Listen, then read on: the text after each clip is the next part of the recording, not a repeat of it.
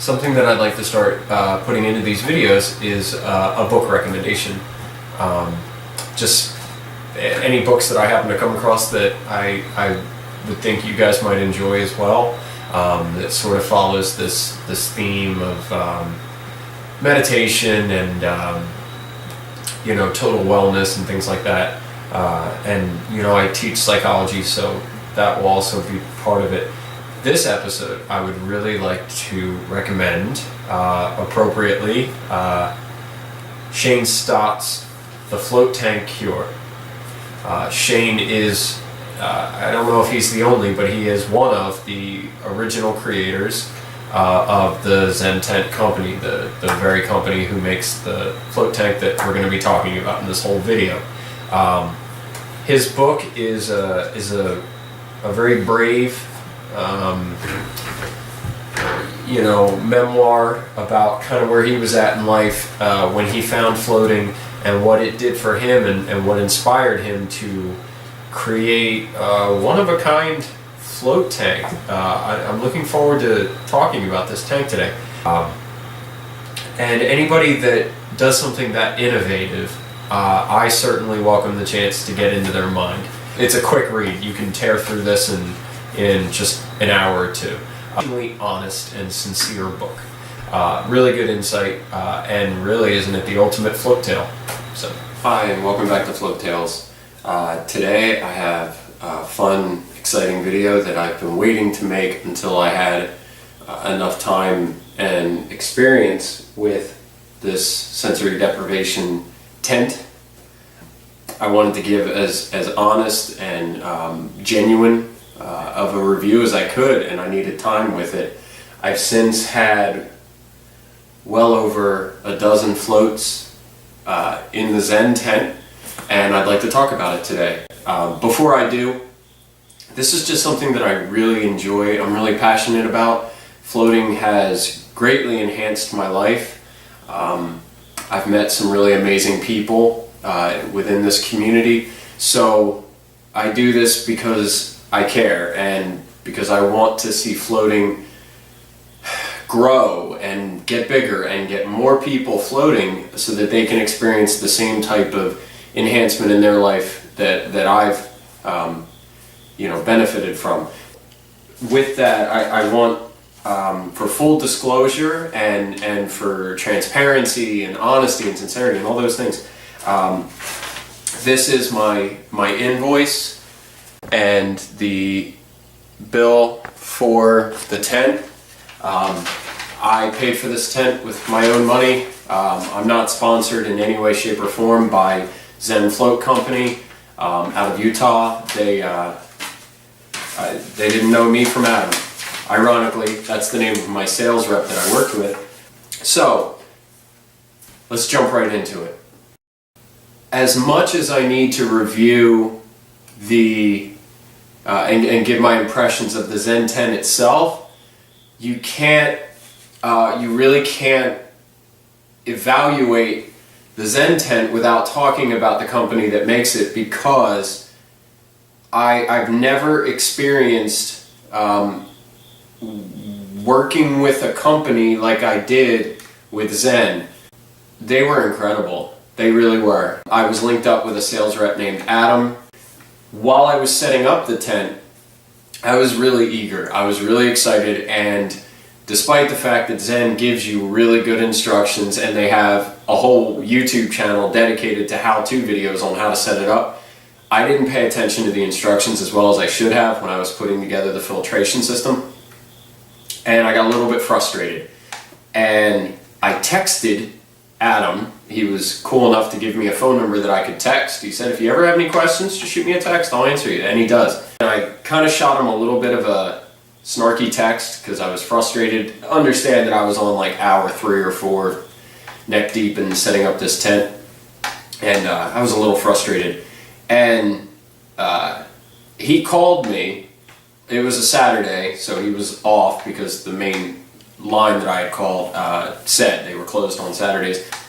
Within 60 seconds of sending him a text going, I think I'm missing equipment, there's something wrong with my filtration system, this is frustrating, he called me.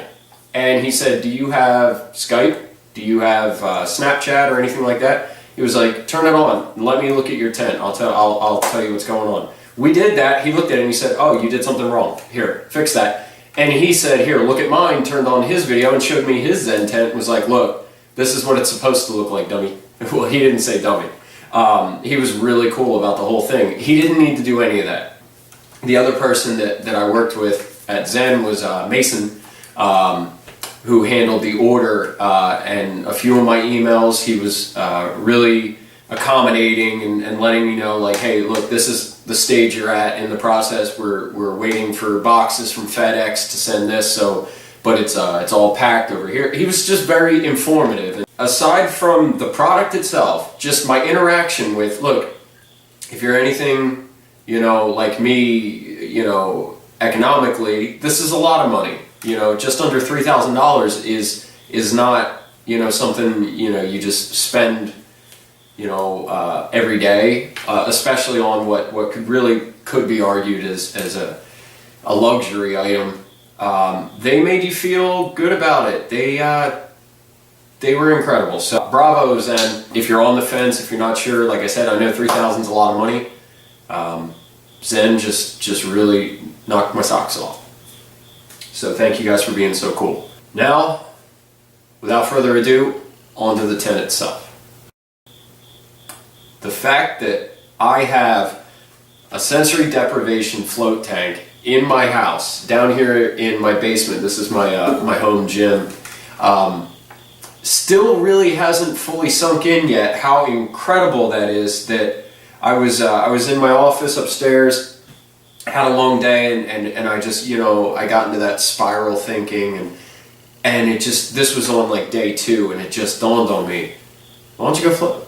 No phone calls, no appointments, no fee per hour, just go float whenever you want. And I have almost, I can't say every day, but pretty close to it. On a side note, possibly even an entire video could be dedicated to this experience. I had, of all of my float experiences and meditations and trance-like states that the tank, helps you achieve, I had my absolute deepest, most profound meditation in this tent just a couple days ago when I messed up my timer on my cell phone to let me know when the hour was up. I never saved it, so it never went off, and I ended up somehow pushing past the body aches and hitting the 90-minute mark, and it gets a lot more interesting after that first hour. So now I've made it a goal that I'd like to get all my floats up to 90 minutes, and then just beyond. Duncan Trussell, the host of the fantastic podcast called the Duncan Trussell Family Hour, who he owns a Zen Tent. That's where I first heard about it.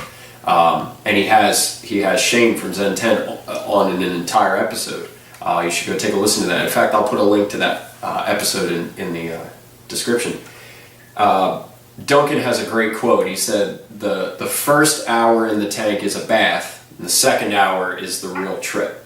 And if it's anything like that 90-minute float, I can't wait to see what a 2 hour's like. But I digress. I'm going to show you the inside of the tank. I'm going to show you all the little goodies that it came with, but let me give you the bottom line up front. It's not clearly as aesthetic as, say, a float pod or the Samadhi tanks or anything like that. And there's a reason. Those tanks and those pods are in the range of $12,000 up through $30,000 and beyond. Sure, this doesn't look anything like them. It's an extremely heavy-duty tent vinyl material. It's not a hard shell at all. The frame is stainless steel and extremely sturdy. The frame holding up the teepee is also stainless steel, extremely heavy duty.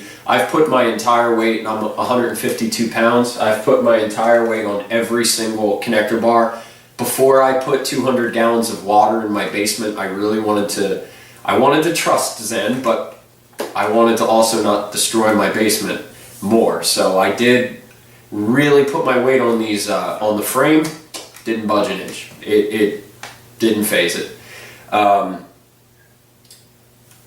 However, functionally, there's absolutely no difference between this or that $20,000 pod, other than, sure, you could nitpick little things. You could nitpick maybe a better filtration system, or maybe the internal lighting and the integrated music. Got it.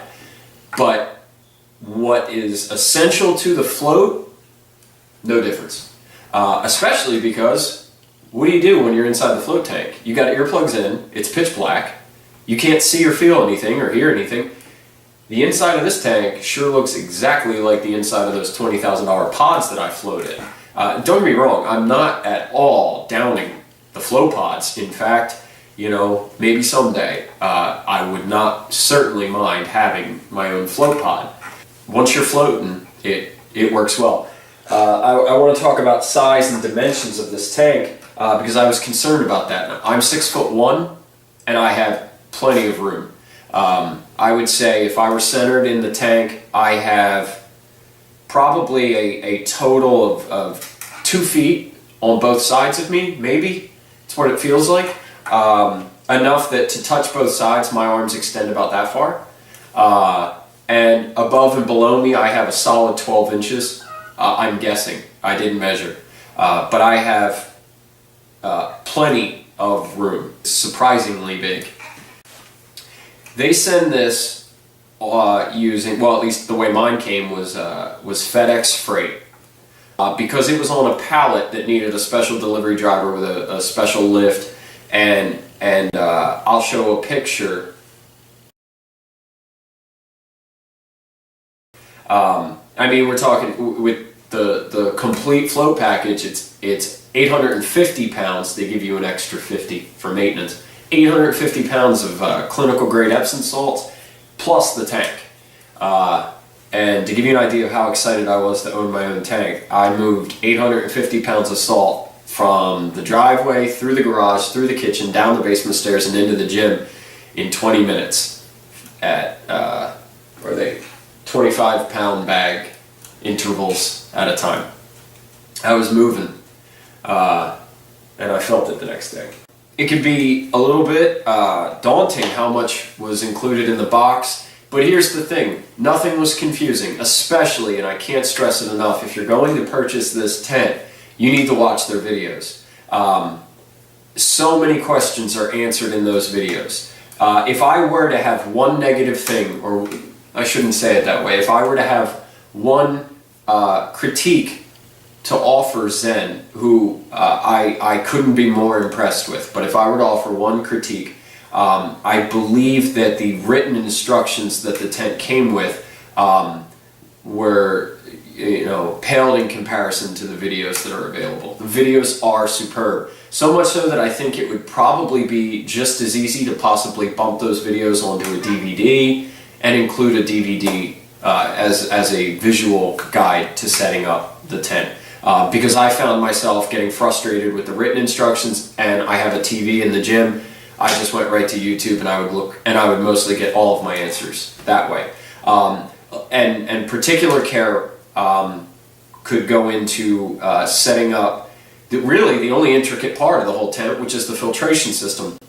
I think that my written instructions may have even matched the older filtration system, maybe, versus I have the new one, which is a really nice piece of gear.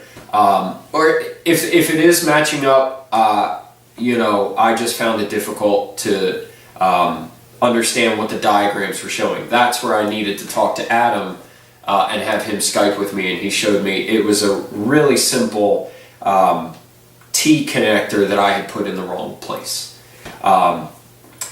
But they give you a filter that attaches to your garden hose so that the water that you're putting into the tank, even to just get it going, is super clean, super nice, and minimize any kind of like minerals and stuff like that. You really want just as pure water as possible to start with, because you're going to be concerned about pH balance and all these things.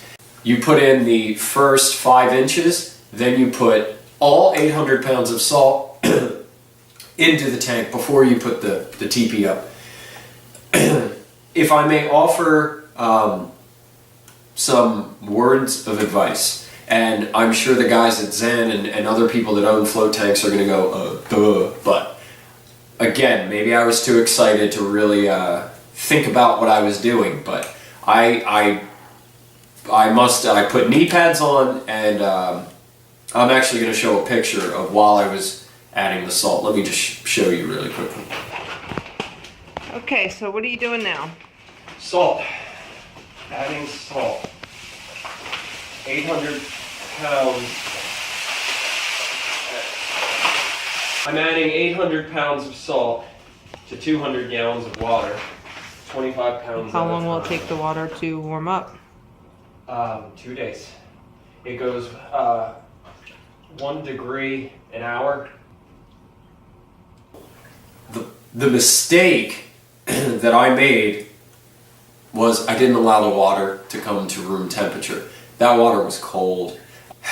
After I had mixed in several hundred pounds, 25 bags at a time, and it was taking forever.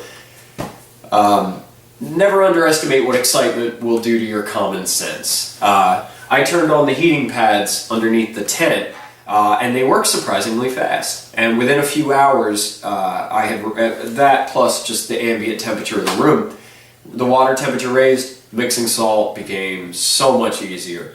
And again, I let the heating pads continue to do their job, and I finished the next day where the water temperature had come up into the 80s, and it was much, much, much easier. I finished that off.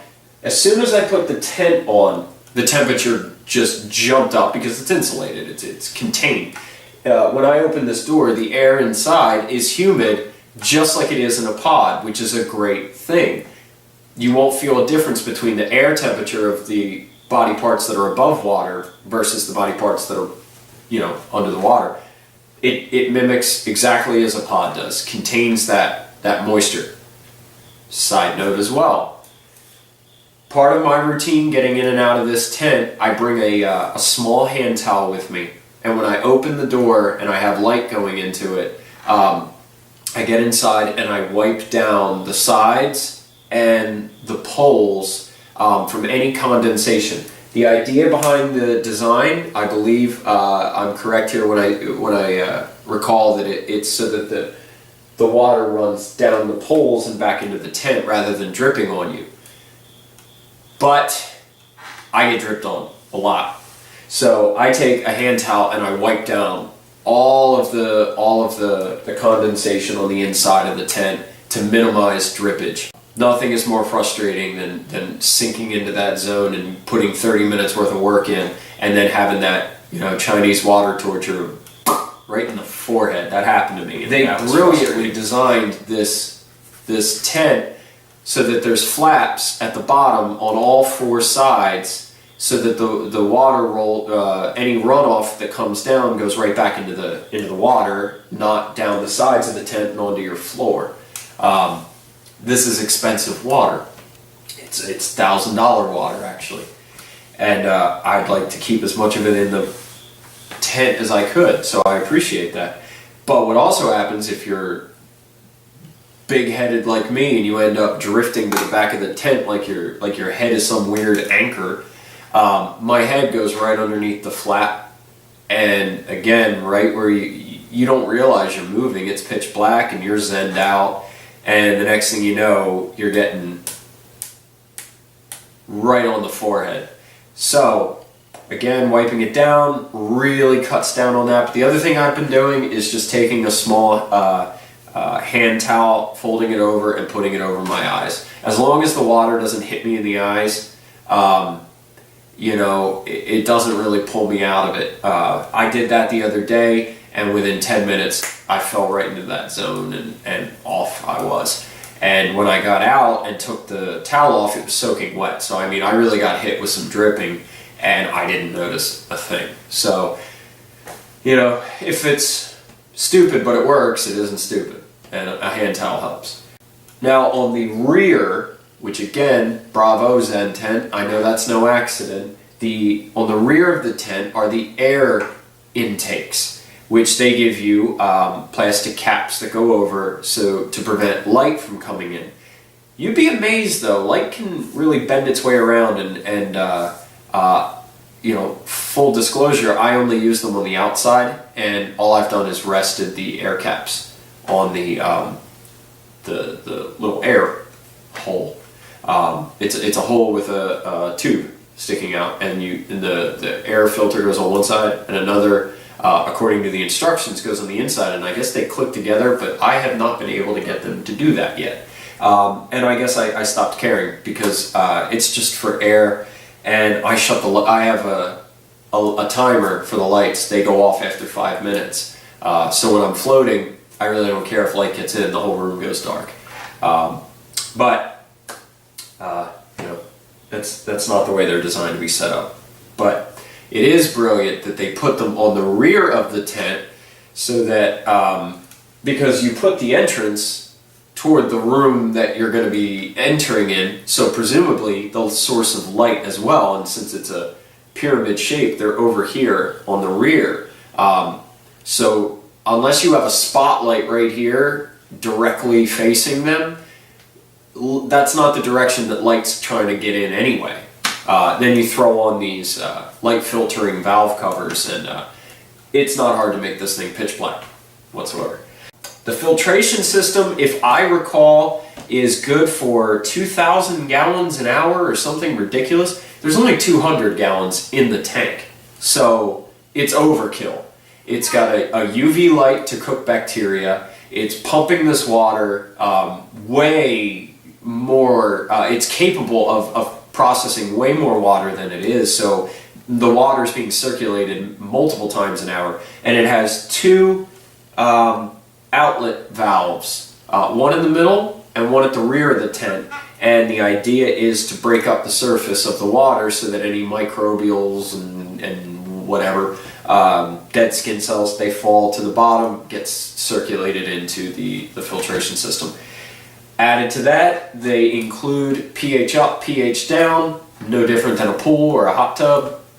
They gave me 2 jars of pH test strips, which are so great.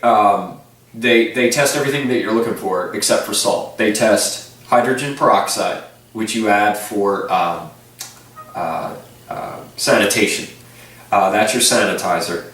Hydrogen peroxide, pH, and alkalinity. It tells you everything you need to know. You know, maintenance is what you'd expect. I mean, just because the aesthetics are not the same as the more expensive tents, it's still an isolation float tank, and it requires the same maintenance as any other. So there is upkeep on this. I know it's overkill. I don't need to do this. Maybe it's because it's new and I'm in the honeymoon stage with it, but I check it every single day. I check its pH levels. I check its hydrogen peroxide. I check the temperature, which holds steady. I mean, you could set your clock to it. The digital controller is back there on that shelving that I put there to hold all this float tank stuff. And 94.0, it just stays there.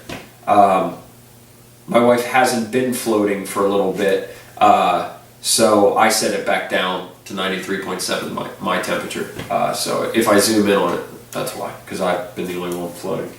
The heat system, what can I say? They make absolutely no noise because they're just heating pads.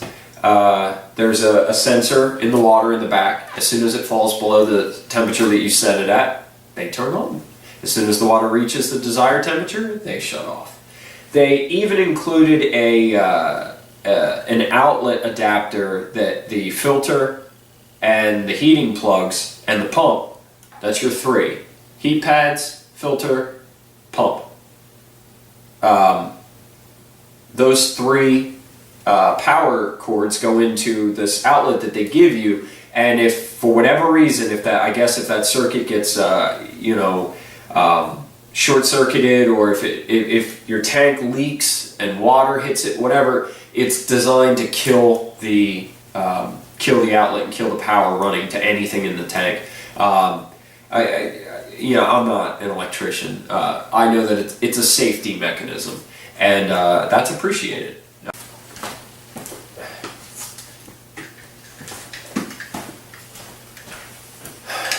This. You put this in the water, squeezing the bulb, release the bulb underwater, and the red indicator at the top will let you know you've got enough water in here to get an accurate reading. And there's measurements on the side, and there's a big white one that says float zone. And another indicator will climb up, and as long as you're pointing in the float zone, you're good. If you're not, you raise the salt level. I learned by having this, because I always thought, well, why not just, throw 1,000 pounds in it and then you're good to go forever. You can overdo it on the salt. Once you've reached full saturation, adding an excess of salt can cause problems. It can crystallize and screw up your filtration system. I learned that from Shane watching his YouTube videos. So the maintenance on the salt is about, because every time you get in and out, you're dragging the salt out with you. The maintenance on the salt is about, according to Zen Tent, is about 1 cup a month. I've now had my float tank for just shy of a month, and I just added 1 cup tonight. I noticed my indicator was always at the top of the float zone, because I started out putting in the whole 800 pounds, pardon me. And I have floated in this over a dozen times. I have a tracker upstairs, I can tell you how many, but definitely more than 12. My wife has floated in it at least 5 or 6 times. So in the course of 3 weeks and a day or two, it's pretty almost everyday use, and we have just now needed to add 1 cup of salt. But Zen was cool enough. I'll take this one because it's not open. To give you an extra 50 pounds of salt. And at 1 cup a time, this will last a couple years before I need to order another bag of this. But even then, if you're only ordering 1 bag. So salt upkeep is the easiest part of this. Just check your thing, check your salt meter. If you need to add it, their recommendation was 1 cup at a time, which was much easier to add this time. Anything you're adding to this, thank you Mason for this tip. I've been using a wonton soup container, and I put just a cup or 2 of piping hot water, and whatever I'm adding into the tank, I put into there, and I mix it up so that it's just pure liquid, no powder, no clumping, no nothing, because it's way easier to mix it up in piping hot water and then just pour that into the tent than it is to pour that in and through the opening here, try and stir it. It's way easier that way. So anything adding, I do that. The peroxide, I'm beginning to wonder if all hydrogen peroxide is created equal, because I thought I'd be swift and go to the dollar store, and they have hydrogen peroxide bottles for, I think, 80 cents or something, next to free. And I buy 5 of them at a time. I found, when I first put the tent together, I put 8 bottles of the 3% hydrogen peroxide, which was, maybe I misread the instructions, but that was way less than what was even recommended. And on my pH test strip, it indicated like off the charts hydrogen peroxide, like you put too much in. So after only 2 or 3 days, it stabilized and came down to the high end of normal. Another couple of days, normal. Another couple of days, light, and then none. So I switched to 5 bottles, and that seems to be the sweet spot. 5 bottles of the 3%, you buy at any store. for like $1, the brown bottles of hydrogen peroxide. 5 of those in there seems to be perfect. But when I bought them from the dollar store, they last 2 days, 3 days. And my test strips indicate barely any hydrogen peroxide in the water. And a half hour after mixing it, enough time for it to all circulate around, indicates a good amount of hydrogen peroxide. 3 days later, it's telling me there's barely any in there. Why am I sitting salt on my knee like a baby? So, you know, Zen always recommends in their other videos that I order from Amazon the concentrate bottle. And I have to wonder at this point if maybe a better quality peroxide than dollar store stuff is worth it, because I mean, every 3 days now I'm buying peroxide. That's nothing on the tent, you know, that's just chemistry, and I'm not really sure why it's burning off so quickly. But pH level, rock steady, rock solid. I just added pH up tonight, but it for a month had been perfectly stable at 7.5, right where it was supposed to be. And tonight it was only just shy of that. It was just barely lighter than it normally was. So I pH'd up because I was still in the low end of normal anyway the whole time.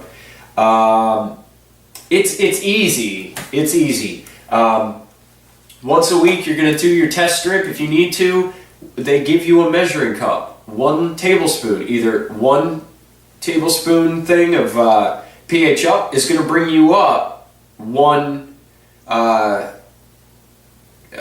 color on your test strip. You're either going to go up or you use the pH down and you go down 1. And every 30 minutes you can check where you're at. So you don't ever have to like go too high or go too low. Just do it 1 step at a time. But it was very simple to get started. I think I needed 4 pH ups to get up to where I needed to when I very first got it going, and now tonight was the very first night that I needed to bump it up 1 more.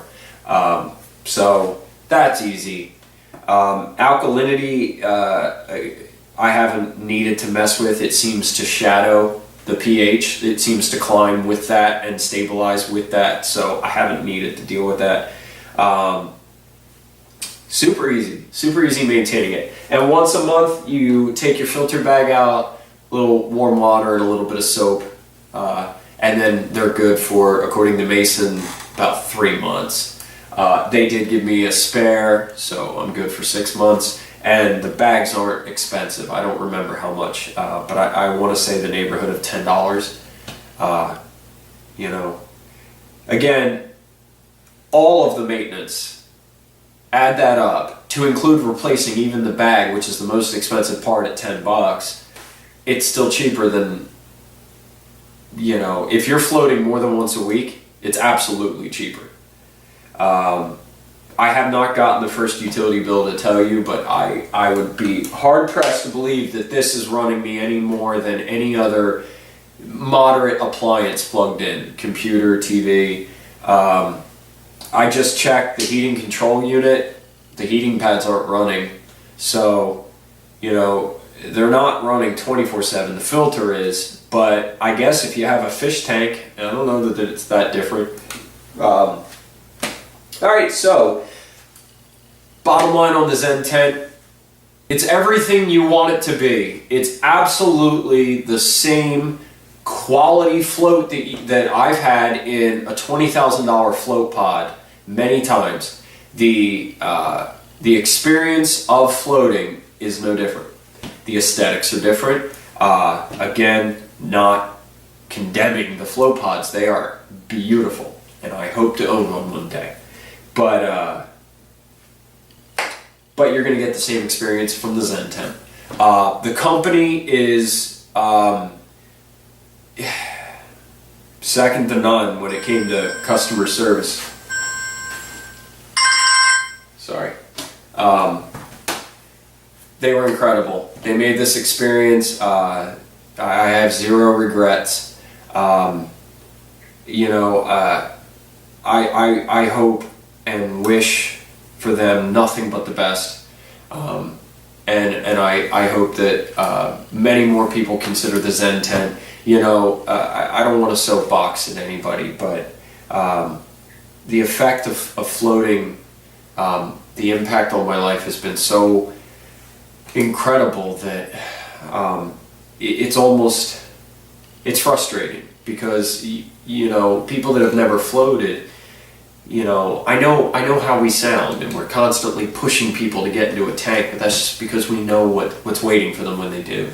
And I don't think there's ever been a time where it's more needed and more important. This is not a novelty. This is not a fad. This is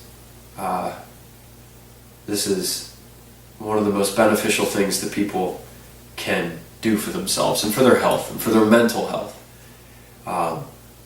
This is a country that I said I wouldn't soapbox, but this is a country that greatly values hard work and the grind, and there is something to be said about that, and it is admirable. I teach at 2 colleges on top of working full time at a facility. It takes a lot out of you, and it's good to have a hard work ethic, but I don't know that we put as much effort and emphasis and value taking care of ourselves as much as we should. Even the ways that we do try to take care of ourselves, we pressure ourselves. You need to be in the gym. Are you doing CrossFit? What are you benching? What are you pushing? You need to step it up. That's not keto. We're always pushing each other. We're always demanding more out of each other. The tent doesn't demand anything of you. The tent demands that you do less.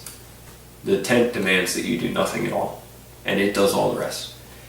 And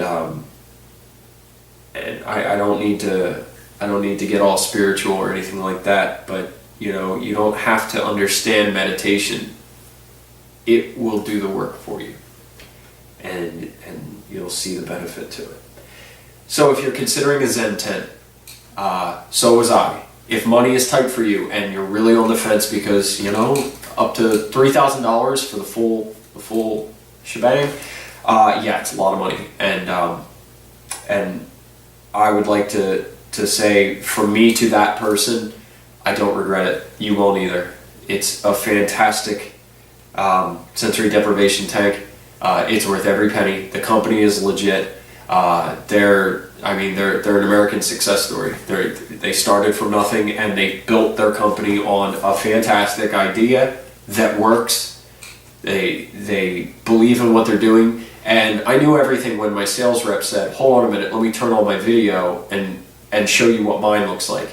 There it was in his living room, and he never mentioned that the whole time we were talking to each other. So it wasn't a sales pitch. I'm just so impressed and so glad I did this.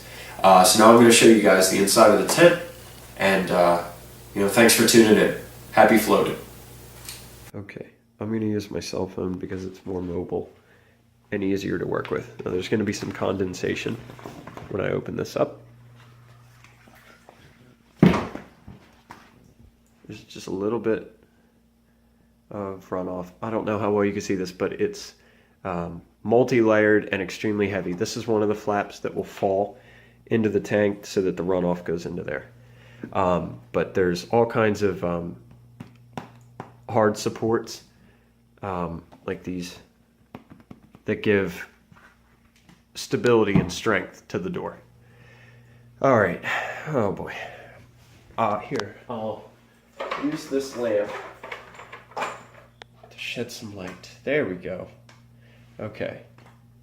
So this is the inside. All right, that's the filtration system. Right there, it runs all the way down. It's actually running right now. There's the UV light. And this is connected to the pump, which is pulling it all through that UV light to cook things off. See if you can see some of the condensation. There's one of the air filters. There's the other back there. As you can see, no light's coming through that. It has a cap on the outside of it. But you can see all that. It doesn't look like a lot until you're laying underneath and one of them nails on your head.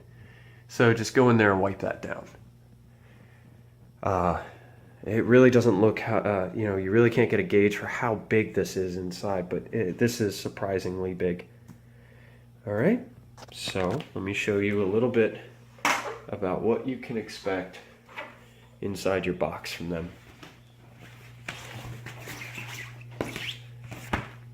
It does have their logo, and to be honest, this cover isn't on completely straight. I could have done a better job at that, but it is admittedly hard to do by yourself. And because I didn't put it on there, I like to put a towel here just in case of any runoff. And this towel is stiff as a board from salt, but it's warm inside, so there's going to be some condensation. But with the cover on correctly, see how it's a little bit cockeyed to the right? I think that would be a lot more minimal. I think that a lot of that has to do with me, but this actually does create a good seal. I can't feel the temperature inside. If I pull this up, I can now. So it really does do a good job. There's no leakage on the outside. I've yet to have leakage down the side. Let me not stand in the light. But those are the 3 power cords. This is the protective outlet, GFCI, whatever, that they sent. This is one of the covers for the, this is hard to show because it's all black. There you go. That's all it is. And now I'll show you on the back here. See, there's a little bit of drippage going on right here. That's because I don't have one on the inside. This is actually just a hole right into the tent. And all I have is that seated there. So this, I know, isn't the right way to do that. There's the other. This is the pH up. These are the test strips. Top one, the blue one, that's the hydrogen peroxide. There's your pH, and where you want to be is right here. Right around this one, maybe just south of it. And when I checked tonight after a month, I was just around here, so it was just time to bump it up to here. And the alkalinity, super easy. You can get these on Amazon. I have to look at what I'm doing because it is tight.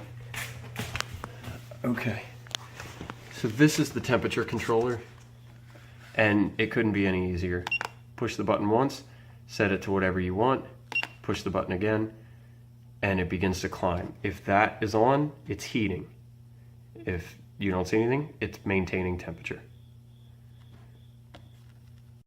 All right. pH down. These are underwater headphones.